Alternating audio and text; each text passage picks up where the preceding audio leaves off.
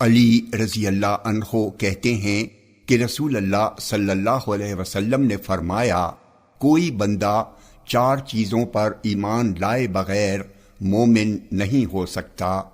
1، گواہی دے کہ اللہ کے سوا کوئی معبود برحق نہیں اور میں اللہ کا رسول ہوں، اس نے مجھے حق کے ساتھ بھیجا ہے۔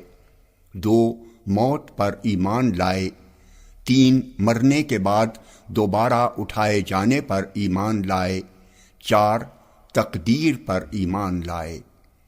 جامع ترمذی حدیث نمبر 2145۔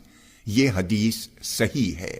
مطر بن اقامس رضی اللہ عنہ کہتے ہیں کہ رسول اللہ صلی اللہ علیہ وسلم نے فرمایا، جب اللہ تعالی کسی بندے کی موت کے لیے کسی زمین کا فیصلہ کر دیتا ہے تو وہاں اس کی کوئی حاجت و ضرورت پیدا کر دیتا ہے۔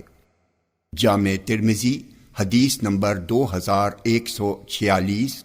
یہ حدیث صحیح ہے۔ ابو عزا رضی اللہ عنہ کہتے ہیں کہ رسول اللہ صلی اللہ علیہ وسلم نے فرمایا، جب اللہ تعالی کسی بندے کی موت کے لیے کسی زمین کا فیصلہ کر دیتا ہے تو وہاں اس کی کوئی حاجت پیدا کر دیتا ہے۔